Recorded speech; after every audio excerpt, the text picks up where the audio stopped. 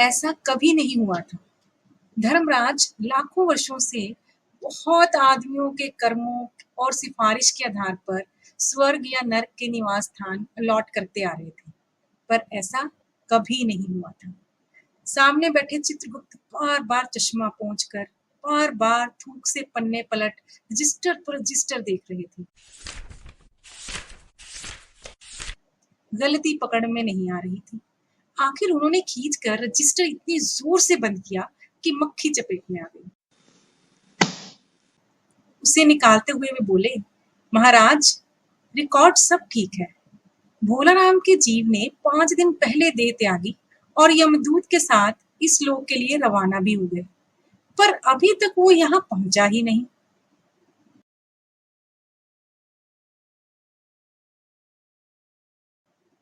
Welcome to गुरविंदर्स audio अड्डा।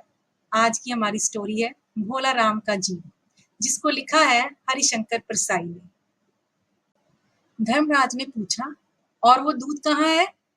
महाराज, वह भी लापता है। इसी समय दरवाजे खुले और एक यमदूत बदहवास वहां आया। उसका मौलिक कुरूप चेहरा मेहनत, परेशानी और डर के कारण और भी ज्यादा भयंकर हो गया था।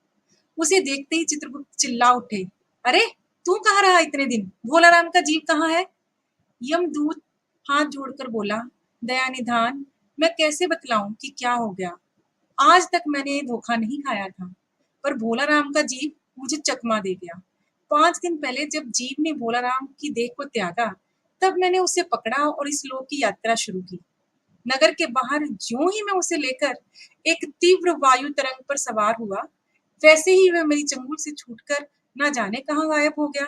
इन 5 दिनों में मैंने सारा ब्रह्मांड छान डाला, पर उसका कहीं पता नहीं चला। धर्मराज क्रोध से बोला, मूर्ख, जीवों को लाते लाते बूढ़ा हो गया, फिर भी एक मामूली बूढ़े आदमी के जीव ने तुझे चकमा दे दिया।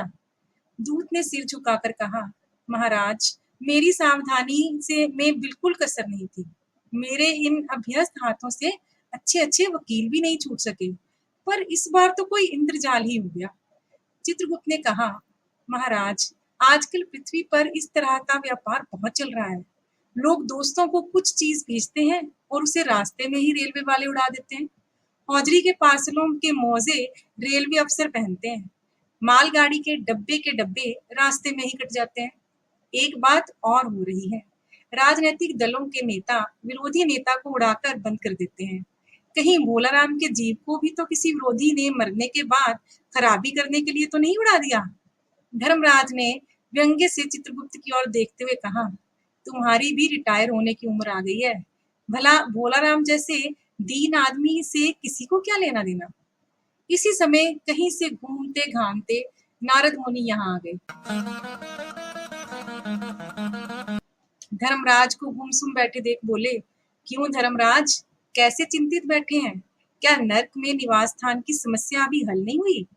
धर्मराज ने कहा, वह समस्या तो कब की हल हो गई मुनिवर। नर्क में पिछले सालों में बड़े गुणी कारीगर आ गए हैं। कई इमारतों के ठेकेदार हैं जिन्होंने पूरे पैसे लेकर रद्दी इमारतें बनाई। बड़े बड़े इंजीनियर भी आ गए हैं जिन्होंने ठेकेदारों से मिलकर पंचवर्षीय योजनाओं का पैसा भी खाया। ओवरसियर हैं जिन्होंने उन मजदूरों की हाजिरी भरकर पैसा हड़पा जो कभी काम पर गए ही नहीं। इन्होंने बहुत जल्दी नर्क में कई इमारतें तान दी हैं। वह समस्या तो हल हो गई, पर एक बड़ी उलझन आ गई है। भोलाराम नाम के एक आदमी की 5 दिन पहले मौत हुई। उसके जीव को यहाँ दूत ला रहा था कि जीव इसे रास्ते में ही चकमा देकर भाग गया। इसने सारा ब्रह्मांड छान डाला, पर वह कहीं नहीं मिला। अगर ऐसा होने लगा तो पाप पुण्य का भेद ही मिट जाएगा। नारद ने पूछा, उस पर इनकम टैक्स तो बकाया नहीं था? हो सकता है उन लोगों ने रोक लिया हो। चित्रगुप्त ने कहा, इनकम होती तो टैक्स होता, भूख मरा था। नारद बोले, मामला बड़ा दिलचस्प है। अच्छा, मुझे उसका नाम पता तो बताओ, मैं धरती पर जाकर देखता हूँ।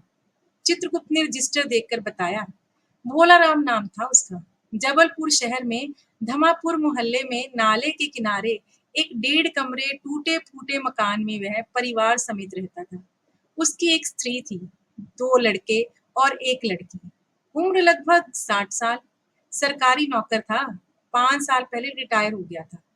मकान का किराया उसने 1 साल से नहीं दिया, इसलिए मकान मालिक उसे निकालना चाहता था।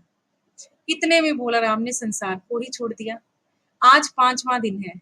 बहुत संभव है कि अगर मकान मालिक वास्तविक मकान मालिक है, तो उसने भोलाराम के मरते ही उसके परिवार को निकाल दिया होगा।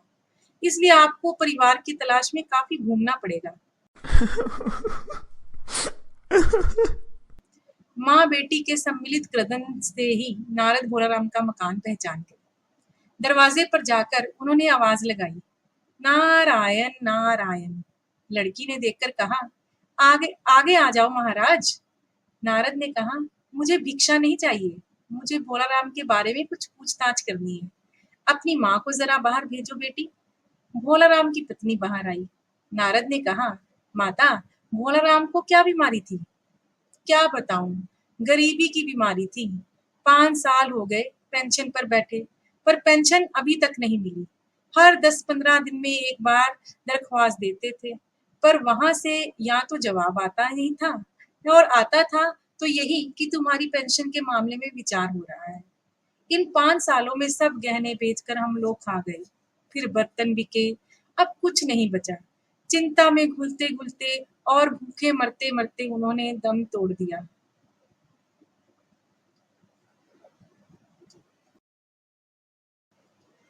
नारद ने कहा, क्या करोगी माँ, उनकी इतनी ही उम्र थी। ऐसा तो मत कहो महाराज, उम्र तो बहुत थी। 50-60 रुपया महीना पेंशन मिलती तो कुछ और काम कहीं करके गुजारा हो जाता, पर क्या करें, 5 साल नौकरी से बैठे हो गए और अभी तक एक कौड़ी भी नहीं मिली। दुख की कथा सुनने की फुर्सत नारद को थी नहीं।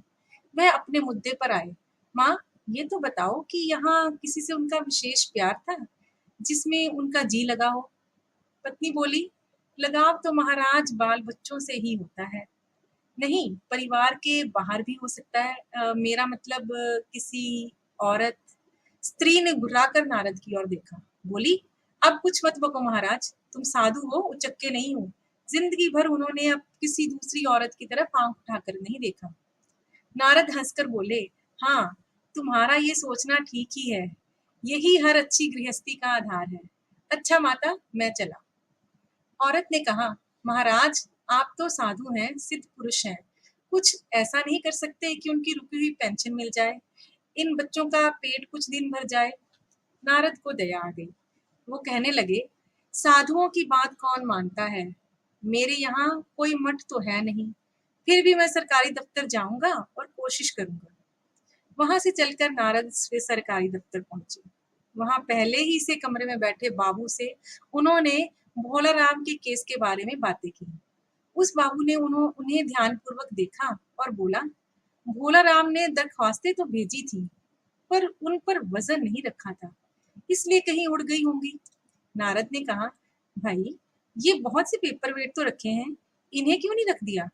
बाबू हंसा, आप साधु हैं, आपको दुनियादारी समझ में नहीं आती। दरख्वास्तें पेपर वेट से नहीं दबती। खैर, आप उस कमरे में बैठे बाबू से मिलिए। नारद उस बाबू के पास गए। उसने तीसरे के पास भेजा, तीसरे ने चौथे के पास, चौथे ने पांचवें के पास। जब नारद 25-30 बाबुओं और अफसरों के पास घूम आए, तब एक चपरासी ने कहा, महाराज, आप क्यों इस झंझट में पड़ गए? अगर आप साल भर भी यहाँ चक्कर काटते रहेंगे तो भी काम नहीं होगा। आप तो सीधे बड़े साहब से मिलिए, उन्हें खुश कर दिया तो काम अभी हो जाएगा। नारद बड़े साहब के कमरे में पहुंचे। बाहर चपरासी ऊँघ रहा था, इसलिए उन्हें किसी ने नहीं छेड़ा। बिना विजिटिंग कार्ड के आया देख साहब बड़े नाराज हुए। बोले, इसे कोई मंदिर वंदिर समझ लिया है क्या? धड़धड़ाते चले आए, चिट क्यों नहीं भेजी? नारद ने कहा, कैसे भेजता, चपरासी सो रहा है। क्या काम है? साहब ने रौब से पूछा। नारद ने भोलाराम का पेंशन केस बताया। साहब बोले, आप हैं बैरागी, दफ्तरों के रीति रिवाज नहीं जानते। असल में भोलाराम ने गलती की। भाई, ये भी एक मंदिर ही है, यहाँ भी दान पुण्य करना पड़ता है। आप भोलाराम के आत्मीय मालूम होते हैं। भोलाराम की दरख्वास्तें उड़ रही हैं, उन पर वजन रखिए। नारद ने सोचा कि फिर यहाँ वजन की समस्या खड़ी हो गई। साहब बोले, भाई सरकारी पैसे का मामला है, पेंशन का केस बीसों दफ्तर में जाता है, देर लग ही जाती है, बीसों बार एक ही बात को 20 जगह लिखना पड़ता है, तब पक्की होती है। जितनी पेंशन मिली है उतनी ही स्टेशनरी लग जाती है। हाँ, जल्दी भी हो सकती है मगर। साहब रुके। नारद ने कहा, मगर क्या? साहब ने कुटिल मुस्कान के साथ कहा, मगर वजन चाहिए। आप समझे नहीं। जैसे आपकी ये सुंदर वीणा है, इसका भी वजन भोलाराम की दरखास्त पर रखा जा सकता है। मेरी लड़की गाना बजाना सीखती है, यहाँ मैं उसे दे दूंगा। साधु संतों की वीणा से तो और अच्छे स्वर निकलते हैं। नारद अपनी वीणा छीनते देख जरा घबराए, पर फिर संभल कर उन्होंने वीणा टेबल पर रखकर कहा, ये लीजिए, अब जरा जल्दी पेंशन का ऑर्डर निकाल दीजिए। साहब ने खुशी से उन्हें कुर्सी दे दी, वीणा को एक कोने में रखा और घंटी बजाई। चपरासी हाजिर हुआ। साहब ने हुक्म दिया, बड़े बाबू से भोलाराम के केस की फाइल ले आओ। थोड़ी देर बाद चपरासी भोलाराम की 100-150 दरख्वास्तों से भरी फाइल लेकर आया। उसमें पेंशन के कागजात भी थे। साहब ने फाइल पर नाम देखा और निश्चित करने के लिए पूछा, क्या नाम बताया साधु जी आपने? नारद समझे कि साहब कुछ ऊंचा सुनता है, इसलिए जोर से बोले, भोला राम। सहसा फाइल में से आवाज आई, कौन पुकार रहा है मुझे? पोस्टमैन है क्या? पेंशन का ऑर्डर आ गया? नारद चौंके, पर दूसरे क्षण बात समझ गए। बोले, भोला राम, तुम क्या भोला राम के जीव हो? हाँ, आवाज आई। नारद ने कहा, मैं नारद हूँ, तुम्हें लेने आया हूँ। चलो, स्वर्ग में तुम्हारा इंतजार हो रहा है। आवाज आई, मुझे नहीं जाना, मैं तो पेंशन की दरखास्तों पर अटका हूँ, यही मेरा मन लगा है, मैं अपनी दरख्वास्तें छोड़कर नहीं जा सकता।